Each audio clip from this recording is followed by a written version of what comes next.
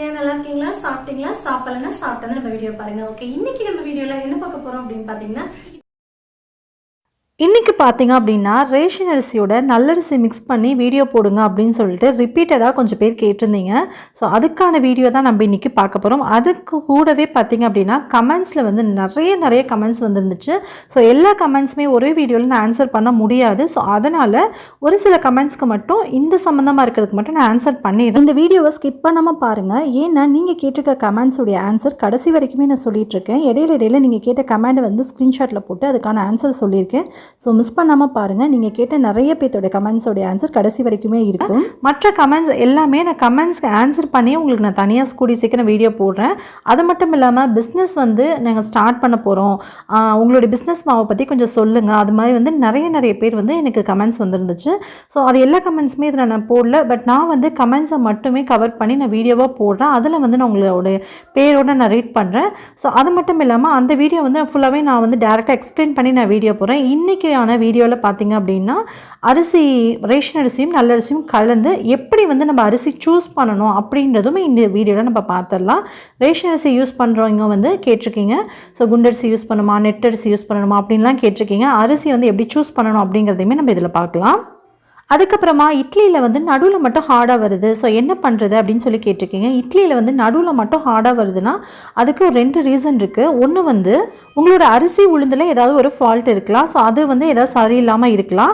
அது மட்டும் இல்லை அப்படின்னா நீங்கள் இட்லி ஊற்ற போகும்போது தண்ணி நல்லா சூடானதுக்கப்புறம் இட்லி ஊற்றுனீங்க அப்படின்னா உங்களுக்கு நடுவில் மட்டும் தனியாக ஹார்டாக இருக்காது, இட்லி ஃபுல்லாகவே நல்லா சாஃப்ட் கிடைக்கும். ஸோ இதுதான் விஷயங்கள். இட்லி அரிசி வந்து நம்ம மாவுக்கு போடும்போது ரேஷன் அரிசியாக இருந்துச்சு அப்படின்னா அதை நம்ம எப்படி சூஸ் பண்ணணும் அப்படின்னு பார்த்தீங்கன்னா ஒரு அரிசி எடுத்து வாயில் போட்டு கடிச்சு பாருங்கள். ஸோ அப்போ பார்க்கும்போது உங்களுக்கு தெரியும், நல்லா வந்து அந்த நுனி பல்லில் நம்ம கடிக்கும்போது பல்லு ஒட்டுச்சு அப்படின்னா அந்த அரிசி வந்து இட்லிக்கு நல்லா இருக்காது அப்படின்னு அர்த்தம். இல்லை உங்களுக்கு லைட்டாக கடுக்குன்னு இருக்குது, நம்ம அதை மெல்ற மாதிரி தான் இருக்குது அப்படின்னா இட்லி அரிசி வந்து நல்லாயிருக்கும் அப்படின்னு அர்த்தம். ஸோ இதில் வந்து குண்டரிசி நெட்டரிசி அப்படின்ற மாதிரிலாம் எதுவுமே கிடையாது. குண்டரிசி போட்டோம் அப்படின்னா மாவு வந்து அதிகமாக வரும், அதே நீட்டரிசி போட்டோம் அப்படின்னா மாவு கொஞ்சம் கம்மியாக காணும், அதுதான் விஷயம். ஆனால் இட்லி வந்து நல்லா இருக்குமா நல்லா இருக்காதா அப்படிங்கிறத வந்து நம்ம பல்லில் வந்து லைட்டாக மென்று பார்க்கணும். பல்லில் வச்சு கடிக்கும் போதே ஒட்டுச்சு அப்படின்னா அது நல்லா இருக்காது. ஸோ இதே வந்து ஒட்டலை உங்களுக்கு லைட்டாக கடுக்குன்னு இருக்கா அப்படின்னா அந்த அரிசி நல்லாயிருக்கும். ஸோ இதை வந்து மென்ஷன் பண்ணி பார்த்துக்கோங்க. ஓகே, இப்போ நம்ம வந்து அளவுகள் என்னென்ன எப்படி அப்படின்றத பார்க்கலாம். நான் வந்து எப்போவுமே வந்து இந்த மெஷர்மெண்ட் கணக்கு பண்ணி கிலோகிராம் கணக்கு பண்ணி நான் போட மாட்டேன்.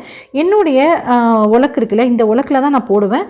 அதை வந்து நான் போடுறேன். ஸோ எங்கிட்ட வெயிட் மிஷின் இருக்கனால உங்களுக்கு வெயிட்டோட எப்படி வருது எவ்வளோ வருதுன்றது நீங்கள் பார்த்து மெஷர் பண்ணிக்கோங்க. நான் உங்களுக்கு சைடில் ஸ்க்ரீனில் போட்டுறேன். ஓகேவா? ஓகே, இப்போ நம்ம வீடியோக்குள்ளே போயிட்டு பார்த்துடலாம். வாங்க வீடியோக்குள்ளே போகலாம்.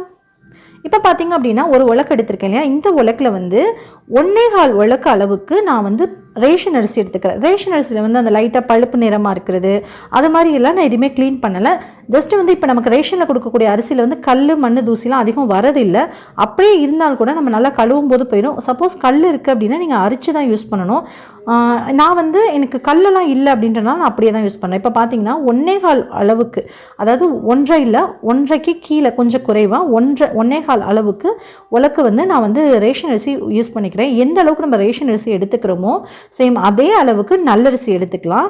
உங்களுக்கு சில கன்ஃபியூஷன் இருக்கும், இந்த மெஷர்மெண்ட்டில் இவ்வளோ உளுந்து போட சொல்லிங்க, நாங்கள் வந்து ரேஷன் அரிசி அதிகமாகவும் நல்லரிசி குறைவாகவும் போடுவோம், நல்லரிசி அதிகமாகவும் ரேஷன் அரிசி குறைவாகவும் போடுவோம், அப்போ என்ன மெஷர்மெண்ட் அப்படின்ற மாதிரி உங்களுக்கு டவுட்ஸ் இருக்கும்.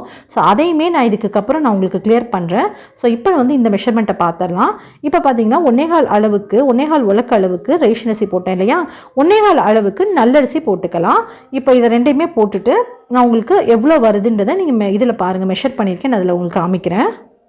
அதுக்கப்புறம் கேட்டிருந்தீங்க, எங்களுக்கு பச்சரிசி வந்து நாங்கள் இருக்க சைடு எங்களுக்கு கிடைக்க மாட்டேது, ஸோ நாங்கள் என்ன பண்ணுறது, பச்சரிசி இல்லாமல் எப்படி மாவு அரைக்கிறது அதுவும் சொல்லுங்கள் அப்படின்னு சொல்லி கேட்டிருந்தீங்க.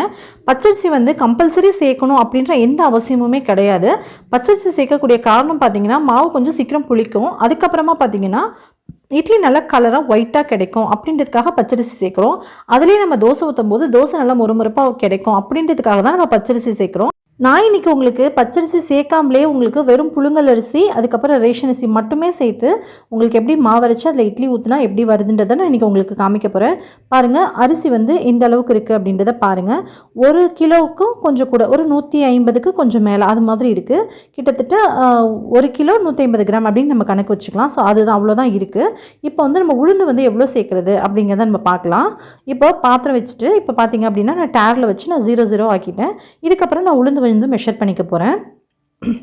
நார்மலாகவே வந்து உளுந்து என்ன பிராண்ட் நீங்கள் யூஸ் பண்ணுறீங்க அப்படின்னு சொல்லி கேட்டிருந்தீங்க.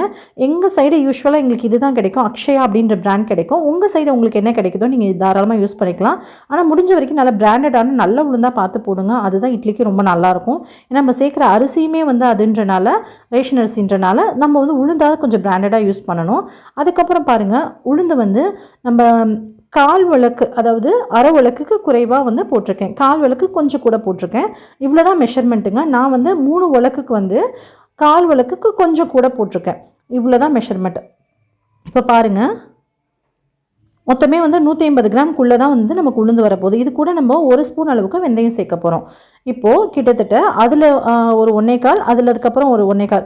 ஸோ 2 விளக்கு அரிசிக்கு 1/4, அதாவது 1/4 படிக்கும் கொஞ்சம் மேலே வந்து நான் உளுந்து சேர்த்துட்டு இந்த ஸ்பூனால் நான் 1 ஸ்பூன் அளவுக்கு நான் வெந்தயம் சேர்த்துக்க போகிறேன். மெஷர்மெண்ட் வந்து இவ்வளோ தான். நல்லா கவனமாக பார்த்துக்கோங்க. நான் ஏற்கனவே சொன்ன மாதிரி ரேஷன் அரிசி நீங்கள் கூட போடுறீங்க அப்படின்னா உளுந்து வந்துட்டு கொஞ்சம் குறைச்சிக்கோங்க. நல்லரிசி அதிகமாக போடுறீங்க அப்படின்னா உளுந்தை வந்து கொஞ்சம் கூடுதலாக்கிக்கோங்க. ஏன்னா நான் வந்து சொல்லக்கூடிய மெஷர்மெண்ட்டில் உங்களுக்கு கன்ஃபியூஷன் வரும் இல்லையா. நாங்கள் வந்து நல்லரிசி கூட போட்டிருக்கோம், ரேஷன் அரிசி கம்மியாக போட்டிருக்கோம். ஏன்னா நீங்கள் இதே மெஷர்மெண்ட் ஈக்குவல் ரேஷியோ நீங்கள் போட்டிங்க, நல்லரிசி ப்ளஸ் வந்து ரேஷன் அரிசி ஈக்குவலாக நீங்கள் போட்டிங்க அப்படின்னா இந்த மெஷர்மெண்ட் கரெக்டாக இருக்கும். 150 கிராம் உளுந்து வந்து கரெக்டாக இருக்கும். சப்போஸ் நீங்கள் ரேஷன் அரிசி கம்மியாக போட்டு இல்லை நல்லரிசி கம்மியாக போட்டு மெஷர்மெண்ட்டை நீங்கள் மாற்றுறீங்க அப்படின்னா கண்டிப்பாக உங்களுக்கு உளுந்தோடைய ரேஷியோ இது கரெக்டாக இருக்காது. ஸோ அதனால் உளுந்தை வந்து கொஞ்சம் நீங்கள் எந்த அளவுக்கு வந்து நல்லரிசி அதிகப்படுத்துகிறீங்களோ அந்த அளவுக்கு உளுந்தை கொஞ்சம் அதிகப்படுத்திக்கோங்க. எந்த அளவுக்கு ரேஷன் அரிசி அதிகப்படுத்துகிறீங்களோ உளுந்தை வந்து கொஞ்சம் கம்மிப்படுத்திக்கோங்க. சரிங்களா. நான் ஏற்கனவே நிறைய வீடியோஸில் சொல்லியிருக்கேன், ரேஷன் அரிசி பயன்படுத்தும் போது உளுந்து மாவு நமக்கு அதிகம் தேவைப்படாது. ஏன்னா ரேஷன் அரிசியில் வந்து கொஞ்சம் பிசுபிசுப்பு தன்மை இருக்கும். இப்போ வந்து நம்ம எப்பவும் போல தான் நல்லா கழுவிக்கலாம். கழுவுறது ரொம்ப ரொம்ப முக்கியம். இட்லி மாவை பொறுத்த வரைக்கும் கழுவுறது ரொம்ப முக்கியம், அரிசி கழுவுறது. ஸோ 4லேருந்து 5 தடவை கழுவிக்கோங்க. கழுவி கடைசியாக வந்து கொஞ்சம் கல்லுப்பு சேர்த்து கழுவி எடுத்துக்கோங்க. நான் எல்லா வீடியோலையுமே போட்டிருக்கேன்னா நான் தனியாக ஷோ பண்ண வேண்டாம் அப்படின்னு நான் நினச்சிட்டேன். ஸோ அதான் இதில் பார்த்தீங்கன்னா கல்லுப்பு சேர்த்து கழுவி எடுத்தாச்சு. இப்போ வந்து லாஸ்ட்டாக கண்டிப்பாக நீங்கள் வந்து அலசினது கழுவுனது எல்லாமே வந்து உப்பு தண்ணியாக இருக்கலாம். பட் நீங்கள் ஊற வைக்க போது கண்டிப்பாக நல்ல தண்ணி மட்டும்தான் யூஸ் பண்ணணும். சப்போஸ் நீங்கள் உப்பு தண்ணி யூஸ் பண்ணி நீங்கள் மாவு அரைச்சிங்கன்னா அந்தளவுக்கு மாவு நல்லா இருக்காது. கண்டிப்பாக லேசாக ஹார்டாக இருக்கும், சாஃப்ட்னஸ் கம்மியாக இருக்கும், அதுக்கப்புறம் களி மாதிரி இருக்குன்னு சொல்லுவோம்ல, அது மாதிரிலாம் வந்து நல்லா இருக்காது. மொத்தத்தில் இட்லி வந்து நல்லா இருக்காது. முடிஞ்ச வரை நல்ல தண்ணி யூஸ் பண்ணி பண்ணுங்கள். சப்போஸ் உங்கள் சைடு காவேரி வாட்டர் நல்ல தண்ணி கிடைக்கல அப்படின்னா நீங்கள் ஆர்ஓ வாட்டர் யூஸ் பண்ணி மாவு அரைச்சிங்க அப்படின்னா ரொம்பவே நல்லாயிருக்கும். ஏன்னா நான் பிஸ்னஸ்க்காகவே வந்து நான் ஆர்ஓ வாட்டர் யூஸ் பண்ணி தான் மாவே அரைச்சி கொடுக்குறேன். இப்போ பார்த்தீங்கன்னா மாவு அது வந்து அந்த அரிசி ஊறி கிட்டத்தட்ட 2-3 மணி நேரத்துக்கு வரைக்கும் நான் அதை ஊறியாச்சு. அதுக்கப்புறமா தான் நான் உளுந்தில் வந்து தண்ணி ஊற்றி வைக்கிறேன். உளுந்து வந்து ஒரு 1 மணி நேரம் ஊறிச்சு அப்படின்னா போதும். டோட்டலாக அரிசியும் உளுந்தும் உளுந்து வந்து 1 மணி நேரம் ஊறணும், அரிசி வந்து ஒரு 4லேருந்து 5 மணி நேரம். ஏன்னா இப்போ மழை காலம் இல்லையா, அதனால் அதிக மணி நேரம் ஊற வச்சுருக்கேன். இதே வந்து வெயில் காலம் இருந்துச்சுன்னா ஒரு 2 மணி நேரம் அரிசி ஊறிச்சினாலே போதுமானது தான். இப்போது நான் வந்து உளுந்துலையும் தண்ணி ஊற்றி அப்படியே மூடி வச்சுருங்க. ஒரே ஒரு தடவை கழுவிட்டு 2வது தடவை தண்ணியை மூடி வச்சுட்டு இப்போ பார்த்தீங்கன்னா 1 மணி நேரம் ஆயாச்சு. இந்த 1 மணி நேரம் கழிச்சு நான் என்ன பண்ணுறேன் அப்படின்னு பாருங்கள். இந்த தண்ணியை வந்து நான் அப்படியே வேறு பாத்திரத்தில் ஸ்டோர் பண்ணி வச்சுட்டு போகிறேன். இந்த தண்ணி வச்சு தான் நம்ம உளுந்தே அரைக்க போகிறோம். இதையுமே நான் நிறைய வீடியோஸில் சொல்லியிருக்கேன். இருந்தாலும் சில நீங்கள் டவுட் கேட்பீங்க அப்படின்றதுக்காக தான் இந்த வீடியோஸ்லையுமே நான் வந்து கண்டினியூ பண்ணுறேன். உங்களுக்கு வேறு ஏதாவது டவுட் இருந்தாலும் தாராளமாக நீங்கள் கமெண்டில் கேட்கலாம். நான் ஆல்ரெடி வந்து இட்லி மாவு சம்மந்தமாக நிறைய வீடியோஸ் நான் ஷேர் பண்ணிகிட்டே இருக்கேன், ஷேர் பண்ணுவேன். இதுக்கு முன்னாடியே நிறைய ஷேர் பண்ணியிருக்கேன். ஸோ அது எல்லா வீடியோஸோட பிளேலிஸ்ட் லிங்க் நான் கீழே கொடுத்துருக்கேன். நீங்கள் அதை ஓப்பன் பண்ணி பாருங்கள், உங்களுக்கு கண்டிப்பாக யூஸ்ஃபுல்லாக இருக்கும். ஸோ அதுக்கப்புறமா ஒருத்தவங்க கேட்டிருந்தீங்க, அரிசி போடும்போது கல் வந்து குழவி தூக்கிட்டு வருது அப்படின்னு சொல்லி கேட்டிருந்தீங்க. அதுக்குமே நான் வீடியோ போட்டிருந்தேன். அதுக்கப்புறமா ஃபுல் அண்ட் ஃபுல் ரேஷன் அரிசியில் மெஷர்மெண்ட் சொல்லுங்கன்னு சொல்லியிருந்தீங்க. அதுக்குமே நான் வீடியோ போட்டிருந்தேன். ஸோ அந்த வீடியோவில் நீங்கள் பார்க்கலனாலும் கீழே டிஸ்கிரிப்ஷன் நான் லிங்க் கொடுத்துறேன், நீங்கள் பார்த்துக்கோங்க. ஓகே, உளுந்து வந்து பார்த்திங்க அப்படின்னா அரைச்சாச்சு. எனக்கு வந்து கரெக்டாக உளுந்து நான் போட்டு கொஞ்ச நேரத்தில் கரண்ட்டு போயிடுச்சு. அதனால் மாவு கொஞ்சம் நீத்த மாதிரி இருக்குது. அதனால் ஒன்றும் பிரச்சனை இல்லை. நம்ம அரிசி மாவு அரைச்சி எடுக்கும்போது கொஞ்சம் கெட்டியமாக எடுத்துக்கலாம். பொதுவாகவே வந்து ரேஷன் அரிசியில் நம்ம சேர்த்து மாவு அரைக்கும்போது மாவு கொஞ்சம் அதாவது தண்ணி மாதிரி கொஞ்சம் லிக்விடியாக இருந்துச்சு அப்படின்னா நமக்கு புளிச்சதுக்கப்புறமா மாவு வந்து நல்லா திக்காகும். அப்போ வந்து இட்லிக்கு ரொம்ப நல்லாயிருக்கும். இதே ஃபுல் அண்ட் ஃபுல் நல்லரிசியில் நம்ம அரைக்கிறோம் அப்படின்னா மாவு எல்லாமே ஃபுல்லாகவே முடிஞ்ச வரைக்கும் நல்லா வந்து திக்காக எடுக்கணும். உளுந்த மாவாக இருக்கட்டும், அரிசி மாவாக இருக்கட்டும், நல்லாவே வந்து கெட்டியமாக எடுக்கணும். ரேஷன் அரிசி அப்படின்றனால நமக்கு ஒன்றும் பிரச்சனை இல்லை. கொஞ்சம் வந்து இதாக இருந்தாலும் ப்ராப்ளம் இல்லை. இப்போ பார்த்திங்கன்னா ஒரு 5 மணி நேரம் கழித்து ரேஷன் அரிசி நல்லா அரிசியும் நல்ல அரிசியும் கலந்து நம்ம ஊற வச்சோம்னா அது வந்து நல்லா ஊறிடுச்சு. இப்போ அதையும் சேர்த்துட்டு நம்ம கிரைண்டரில் அரைச்சிக்கலாம். அரைக்கும்போது கொஞ்சம் கொஞ்சமாக சேருங்க. இல்லைனா அந்த கல் வந்து அடியில் போயிட்டு எல்லாமே ஸோ கல்லுக்கு அடியில் போய் நின்றுக்கும். ஸோ அந்த இதுக்கப்புறம் பார்த்திங்க அப்படின்னா நீங்கள் அதிகமாக போட்டுட்டிங்க அப்படின்னா மேலே தூக்கிட்டே வரும். ஸோ மெதுவாக போட்டுட்டு கொஞ்சம் ஓட போட்டிங்க அப்படின்னா உங்களுக்கு கல்லுக்கு அடியில் போய் அந்த அரிசி வந்து ஸ்டோர் ஆகாமல் இருக்கும். உங்களுக்கு வெயிட் தூக்குற கஷ்டமும் இருக்காது. இப்போது அந்த தண்ணியெலாம் வடிச்சிட்டு நான் அதுக்கப்புறம் அப்படியே இருந்த அரிசி எல்லாத்தையுமே லாஸ்ட்டாக கொஞ்சம் தண்ணியோடு அப்படியே நான் சேர்த்துறேன். சேர்த்துட்டு இப்போ கொஞ்சம் கொஞ்சமாக தண்ணி சேர்த்து அரைச்சி நல்லா எடுத்துக்கோங்க. பாருங்கள், இந்த மாதிரி நல்லா ஃபைனாக அரைச்சிக்கோங்க. ஒருத்தவங்க கேட்டிருந்தீங்க, இட்லி மாவு வந்து அரிசி வந்து ரொம்ப மைய அரைச்சிட்டேன், ஸோ என்ன பண்ணுறதுன்னு. ஒருவேளை நீங்கள் 2 பேட்சாக அரைக்கிறீங்கன்னா ஒரு பேட்சில் ரொம்ப மைய அரைச்சிட்டிங்க அப்படின்னா அடுத்த பேட்ச் அரைக்கும்போது கொஞ்சம் நைஸாக கொஞ்சம் வந்து நெருன்னு அரைச்சி எடுத்துக்கோங்க. இது பார்த்திங்க அப்படின்னா எப்படி இருக்கணும் அப்படின்னா ரவையை விட சின்ன பதமாக இருக்கணும். கிட்டத்தட்ட நல்லா நைஸாக ஆயிருக்கணும். ஆனாலும் ரொம்ப மைய அரைச்சிடக்கூடாது. அதுதான் ரொம்ப முக்கியம். நம்ம கையில் எடுத்து பார்க்கும்போது லைட்டாக நம்ம எடுத்து பார்க்கும்போது அந்த ரவையோட சின்ன பதமாக நமக்கு கையில் தெரிஞ்சிச்சு அப்படின்னா இட்லி மாவு நம்ம கரெக்டாக அரைச்சிருக்கோம் அப்படின்னு அர்த்தம். மாவு வந்து நல்லா சாஃப்டாக இருக்கணும். அது ரொம்ப ரொம்ப முக்கியம். அதுக்காக நம்ம இடியாப்பத்துக்கு ஆப்பத்துக்கெலாம் ரொம்ப நைஸாக அரைப்போம் பார்த்திங்களா, அந்த மாதிரி இல்லாமல் பேஸ்ட்டு மாதிரி இல்லாமல் ஒரு மாவு மாதிரி இருக்கணும் கையில் நம்ம எடுக்கும்போது. அதுதான் ரொம்ப முக்கியம். ஸோ இந்த மாதிரி எல்லாத்தையும் வலிச்சு எடுத்துக்கலாம். வலிச்சு எடுத்துகிட்டு இப்போ நம்ம உப்பு சேர்த்து கரைச்சிடலாம். நீங்கள் வந்து கேட்டிங்க உப்பு சில மாவுக்கெலாம் போடலை அப்படின்னு சொல்லி கேட்டிருந்தீங்க. பிஸ்னஸ்க்கு அரைக்கக்கூடிய மாவில் வந்து நான் உப்பு போட மாட்டேன். ஏன்னா அது சீக்கிரமாக புளிச்சிரும். அவங்களுக்கு கொடுக்கும்போது ரொம்ப புளிச்சிருச்சுன்னா நல்லா இருக்காதுன்றனால அவங்கள்ட்ட கொடுக்கும்போது சொல்லி கொடுப்பேன், உப்பு போட்டுக்கோங்க அப்படின்னு நான் சொல்லி தான் கொடுப்பேன். ரெகுலராக வாங்குறவங்க அப்படின்னா சொல்ல தேவையில்லை, அவங்களே போட்டுக்குவாங்க. பட் புதுசாக யாராவது வந்தாங்க அப்படின்னா அவங்கள்ட்ட நான் சொல்லுவேன், நீங்கள் உப்பு சேர்த்துக்கோங்க அப்படின்னு நான் சொல்லி கொடுத்துருவேன். இப்போ எல்லா மாவையுமே க்ளீனாக வலிச்சாச்சு. இப்போ நம்ம உப்பு போட்டு கரைச்சிடலாம். பாருங்கள், மாவுக்கு வந்து நான் இந்த அளவுக்கு உப்பு போட்டுக்கிறேன். உப்பு போட்டுட்டு நல்லா கையை வந்து அடியில் வரைக்கும் வச்சு நல்லாவே கரைச்சி விடுங்க. ஏன்னா அரிசி மாவு அடியில் நின்றுட்டுருக்கும். ஸோ அப்போ வந்து நமக்கு ஒன்றா சரியாக கரைக்கல அப்படின்னாலும் இட்லி நல்லாவே வராது. அதனால் நல்லா கை வச்சு நல்லா கரைச்சி விட்டுக்கோங்க. ஸோ நான் ப்ளேலிஸ்ட்டில் இருக்க வீடியோ கீழே டிஸ்கிரிப்ஷனில் ப்ளேலிஸ்ட் கொடுத்துருக்கேன்னு சொன்னேன்ல, அதை நீங்கள் ஓப்பன் பண்ணி பார்த்தீங்கன்னா நிறைய ஐடியாஸ் உங்களுக்கு கிடைக்கும். ஏன்னா நீங்கள் கேட்கக்கூடிய டவுட்ஸ்க்கு எல்லாத்துக்குமே நான் நிறைய வீடியோஸ் நான் போட்டிருக்கேன். இன்னும் உங்களுக்கு வேறு ஏதாவது டவுட் இருந்தாலும் தாராளமாக நீங்கள் கேட்கலாம். அதுக்கும் நான் தனியாக வீடியோ போட ரெடி தான். அதுக்கப்புறம் பார்த்தீங்கன்னா நான் சொன்ன மாதிரி உங்கள் பிஸ்னஸை பற்றி சொல்லுங்கள் அப்படின்னதுக்கு கண்டிப்பாக ரொம்ப கூடிய சீக்கிரத்துலேயே நான் வீடியோ போடுறேன். அதுக்கு ஃபுல் அண்ட் ஃபுல் வந்து நான் கமெண்ட்ஸ் எல்லாத்தையுமே நான் ரீட் பண்ணி அதுக்கு தகுந்த பதிலோடு நான் சீக்கிரமாக வீடியோ போடுறேன். அவ்வளோதான், மாவு வந்து எல்லாமே நான் இது பண்ணியாச்சு, கரைச்சாச்சு. நான் வந்து இதே போனியில் நான் அப்படியே என்ன பண்ணுவேன்னா ஃபுல்லாகவே நான் வலிச்சிட்டு அப்படியே நான் கரைச்சி மூடி வச்சுருவேன். அடுத்த நாள் காலையில் நம்ம இட்லி ஊற்றுறோம் இல்லையா, இட்லி ஊற்றுனதுக்கப்புறமா மீதி இருக்க மாவு வந்து வேறு ஒரு பாத்திரத்தில் மாற்றிட்டு ஃப்ரிட்ஜில் வச்சுக்குவேன். அதுக்கப்புறம் 4 பேருக்கு மெஷர்மெண்ட் சொல்லுங்கள் அப்படின்னு சொல்லி கேட்டிருந்தீங்க. ஸோ அதுக்கும் பார்த்திங்கன்னா இந்த ரேஷியோ ரொம்பவே கரெக்டாக இருக்கும். 4 பேர் இருக்க வீடு அப்படின்னா இந்த மாவு கரெக்டாக இருக்கும். ஃப்ரிட்ஜில் நீங்கள் வச்சுக்கிறீங்க அடுத்த நாள் அப்படின்னா 2 நாளைக்கு வரும். இல்லை எனக்கு ஃப்ரிட்ஜ் கிடையாது, ஒரு நாளைக்கு மட்டும் தான், காலையிலைக்கும் நைட்டுக்கும் மட்டும்தான் அப்படின்னா இதே மாவில் நீங்கள் பாதியாக ரேஷியோ வந்து பிரிச்சுக்கோங்க.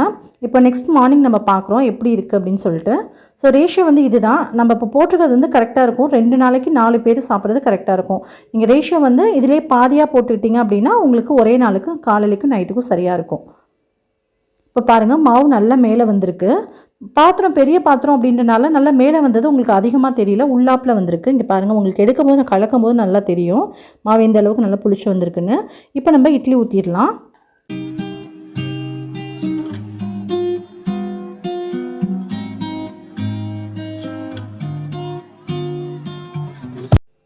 மாவு வந்து நம்ம கரைச்சி எடுக்கும்போது எந்த அளவுக்கு தண்ணி மாதிரி இருந்துச்சு நீங்கள் பார்த்துருப்பீங்க. பட் நமக்கு புளிச்சு வந்ததுக்கப்புறம் பாருங்கள் நல்லாவே திக்காகிடுச்சு. மாவு கரெக்டாக இருக்குது. இப்போ நம்ம இட்லி தட்டில் துணி போட்டுட்டு அந்த துணியில் வந்து நல்ல தண்ணி வந்து நல்ல நல்ல தண்ணி வந்து சதும்ப இருக்க மாதிரி பார்த்துக்கோங்க. தண்ணியில் நல்லா நினச்சிட்டு அதுக்கப்புறம் இட்லி ஊற்றுங்க. அப்போ தான் துணியிலையுமே உங்களுக்கு ஒட்டாமல் வரும். ஸோ நான் எல்லா இட்லியுமே நான் ஊற்றி எடுத்துக்கிறேன். மாவு நம்ம இட்லி தட்டில் ஊற்றும் போது இந்த மாதிரி ஃப்ளோ ஆகணும். அப்போ தான் இட்லி நல்லா சாஃப்டாக இருக்கும்.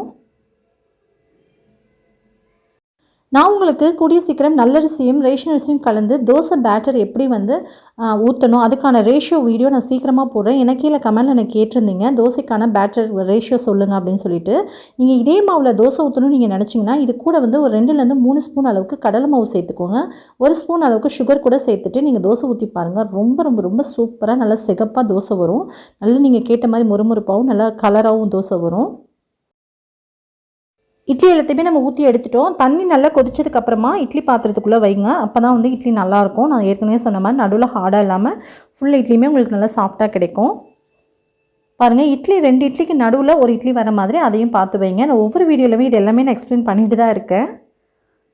ஸோ நீங்கள் எந்த விஷயத்தையுமே எந்த ஸ்டெப்பையுமே மிஸ் பண்ணிடக்கூடாது அப்படின்றதுனால தான் எல்லா வீடியோலையும் கிளியராக நான் ஒவ்வொரு விஷயமும் நான் எக்ஸ்பிளைன் பண்ணுறேன். ஸோ இப்போ க்ளோஸ் பண்ணி வச்சுட்டு கரெக்டாக 5லேருந்து 7 நிமிஷத்துக்கு மேலே இட்லி வேக விடாதீங்க. இட்லி ரொம்ப நேரம் வெந்துச்சு அப்படின்னா உங்களுக்கு குழஞ்ச மாதிரி ஆகிடும்.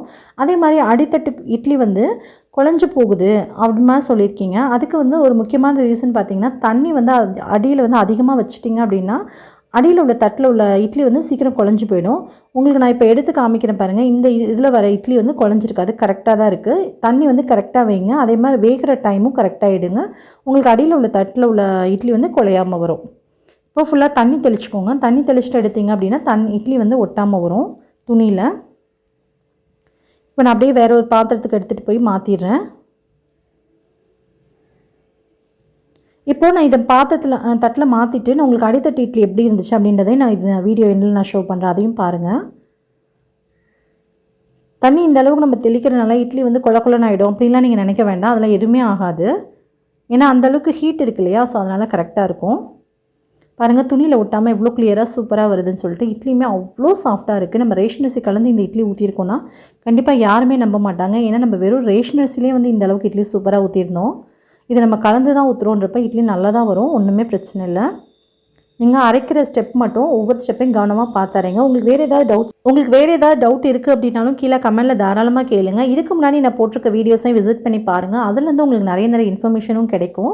பாருங்கள், இட்லி எவ்வளோ சூப்பராக எவ்வளோ சாஃப்டாக நல்லா ஜம்ப் பண்ணி வருது பாருங்கள். இட்லி பார்க்கவே அவ்வளோ அழகாக இருக்குது, சாப்பிடவும் அவ்வளோ டேஸ்ட்டாக இருக்கும். ரொம்ப ரொம்ப சூப்பராக இருந்துச்சு. பாருங்கள், இட்லி நம்ம போடும்போது இந்த அளவுக்கு நல்லா ஜம்ப் ஆகி வந்துச்சு அப்படின்னா தான் இட்லி எவ்வளோ சாஃப்டாக இருக்குன்னு அர்த்தம். ஓகே, கண்டிப்பாக இதே மெஷர்மெண்ட்டில் நீங்கள் ட்ரை பண்ணி பார்த்துட்டு எப்படி வந்துச்சுன்ற ஃபீட்பேக்கை கமெண்ட்டில் சொல்ல மறந்துடாதீங்க.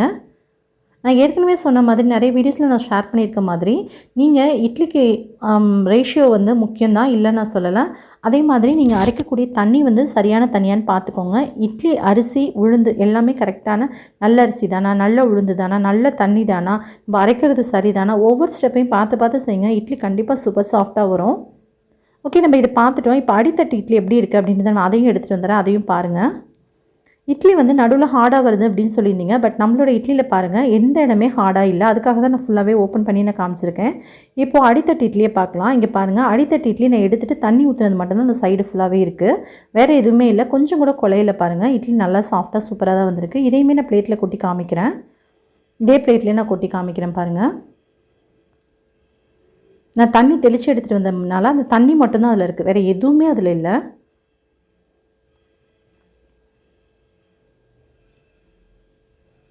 பாருங்கள், இந்த இட்லியுமே ரொம்ப ரொம்ப சாஃப்டாகவும் ரொம்பவே சூப்பராகவும் இருக்குது. கண்டிப்பாக நீங்களும் இதே மாதிரி ட்ரை பண்ணுங்கள். உங்களுக்கும் இதே மாதிரி இட்லி சூப்பராக வரும். ஓகே, உங்களை இன்னொரு வீடியோவில் நான் மீட் பண்ணுறேன்.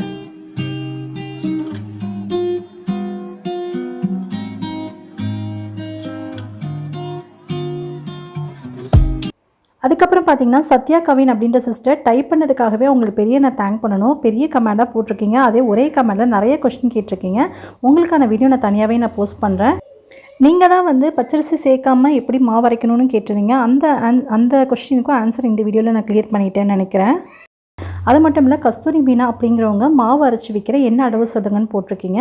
அதுக்கான வீடியோ லிங்க் நான் கீழே டிஸ்கிரிப்ஷனில் கொடுக்குறேன். ஆல்ரெடி நான் வீடியோ போட்டுட்டேன் சிஸ்டர். இது வரைக்கும் நீங்கள் நம்ம நிறைய பேர் வந்து நம்ம சேனல் சப்ஸ்கிரைப் பண்ணாமல் வீடியோ பார்க்குறீங்க. ப்ளீஸ் சப்ஸ்கிரைப் பண்ணிட்டு வீடியோ பாருங்க. இது வரைக்கும் நம்ம சேனல் நீங்கள் சப்ஸ்கிரைப் பண்ணலாம் அப்படின்னா கீழே ரெட் கலர் பட்டன் வந்து சப்ஸ்கிரைப் பண்ணிக்கோங்க. கூடவே வர பெல் ஐக்கானை கிளிக் பண்ணிக்கோங்க. ஆல் அப்படின்ற ஆப்ஷனை கிளிக் பண்ணிக்கோங்க. ஸோ தட் நான் எப்பெல்லாம் வீடியோஸ் பண்ணோம் உங்களுக்கு தவறாமல் நோட்டிஃபிகேஷன் வந்து செய்யும். நீங்களும் மிஸ் பண்ணாமல் பார்க்கலாம். எனக்கு இவ்வளோ நாள் இவ்வளோ சப்போர்ட் கொடுத்தவங்க அவ்வளோ பேருக்கும் ரொம்ப ரொம்ப ரொம்ப தேங்க்ஸ். ரொம்ப ரொம்ப ரொம்ப நன்றி. என்னோட மனமார்ந்த நன்றிகள். இன்னொரு இன்ட்ரெஸ்டிங்கான கண்டென்ட்ல மீட் பண்றேன். அது வரைக்கும் பை, டாடா, தேங்க்யூ.